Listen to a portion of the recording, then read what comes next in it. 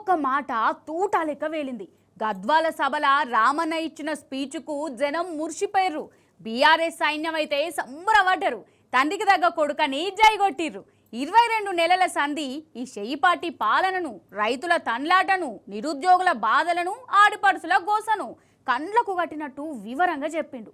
ఇక గిట్లా కాదు గాని మీరే చూడాలి. అగో రామన్న సవాల్ ఇన్నాక కడవ ముచ్చడి చెప్పుకుందాం. రేవంత్ అన్న జరా ఇనవే నువ్వు. రేవంత్ రెడ్డి నీకు దమ్ముంటే నువ్వు మగాడివైతే ఆ 10 మందిని రాజీనామా చెప్పి ఎన్నికల్లో చూసుకుందాం ఎవరి సత్తా ఏందో, ఎవరి ప్రభుత్వ పనితీరేందో, 10 ఏళ్ల కేసీఆర్ పనితీరేందో, 2 ఏళ్ల కాంగ్రెస్ ప్రభుత్వ పనితీరేందో ప్రజలే నిర్ణయం చేస్తారు. ఉమ్మడి మహబూబ్ నగర్ జిల్లాలో ఒకటే ఒక్క ఎమ్మెల్యే మా పార్టీ నుంచి నీ పార్టీలోకి వచ్చినాడు గద్వాలలో. ఇక్కడనే గద్వాల తేరు మైదానం నుంచి నేను సవాల్ చేస్తా ఉన్నా, రాజీనామా చేయి, ఎలక్షన్ కు రా, ఎవరేందో ఎవరి సత్తా ఏందో గద్వాల తాలూకా ప్రజలు నిర్ణయిస్తారని చెప్తా ఉన్నా. అది లెక్క. రేవంత్ అన్న మరి ఛాలెంజ్ కొప్పుకుంటాడా? సై అంటాడా? నైనై అనుకుంటే గాయబైతాడా? గద్వాల సభల మన రామన్న మాటల తుటాలు వేల్చిండోల్లా రేవంత్ సార్ పాలనలా మన తెలంగాణ ఏమైందో, ఎట్లయిందో జనాలకు అర్థమయ్యేటట్టు వివరంగా చెప్పిండు. 10 ఏళ్లల్లా ఎన్నడూ లేని తీర్లా ఇప్పుడే యూరియా కష్టాలు ఎందుకు వస్తుందో, ఈ కరువు తెచ్చిందెవరో చెప్తుండు ఈనాలే. ఇక్కడికి వస్తుంటే ఒక తమ్ముడు అలంపూర్ కాడ బండి మీదకి అరుస్తున్నాడు గట్టిగా, గణపతి బప్ప మోరియా కావాలయ్యా యూరియా అంటున్నాడు. ఎటువంటి దినం వచ్చిందంటే యూరియా కూడా బుక్కుతున్నారు కాంగ్రెస్ వాళ్ళు, దొంగనాయాలు యూరియా కూడా అమ్ముకుంటున్నారు. బ్లాక్ మార్కెట్ లో అడ్డంగా దొబ్బుకొని పోయి రైతులకు ఇయ్యకుండా రైతులనేమో 4-5 రోజులు అక్కడ వానలో ఎండబెట్టి వానలో తడిచేటట్టు చేసి అది కూడా బ్లాక్ మార్కెట్ లో అమ్ముకుంటున్న దుర్మార్గులు. గ్రూప్ 1 పరీక్షల దాందా గురించి ఏమన్నాడంటే, పిల్లల గ్రూప్ 1 ఉద్యోగాలు కూడా అమ్ముకున్నారు. గ్రూప్ 1 లో కుంభకోణం జరిగిందని, గ్రూప్ 1 పరీక్షల్లో 563 ఉద్యోగాలుంటే వాటిని కూడా అమ్ముకున్నారని చెప్పి మన ఆర్ఎస్ ప్రవీణ్ కుమార్ గారు పోతే పిల్లల దగ్గరికి వాళ్ళు చెప్తా ఉన్నారు.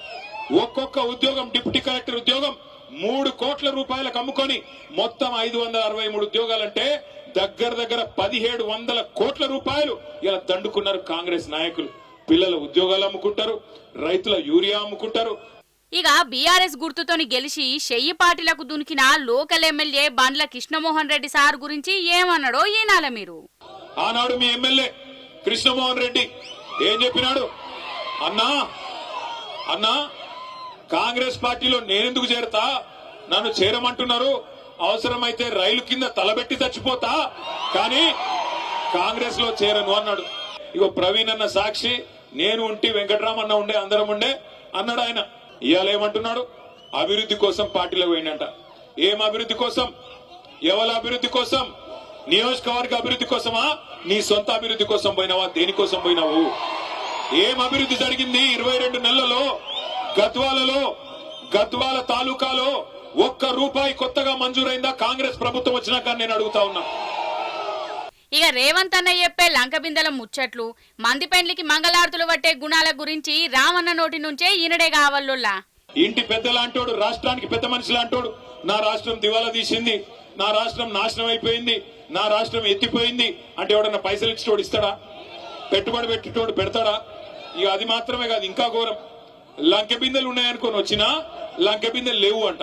అదొక్కటే కాదు, నేను ఢిల్లీ పోతే నాకు అపాయింట్మెంట్లు ఇస్తలేరు, ఎందుకంటే చెప్పులు ఎత్తుకపోతాడేమో అని భయంతో అపాయింట్మెంట్లు ఇస్తలేరంట.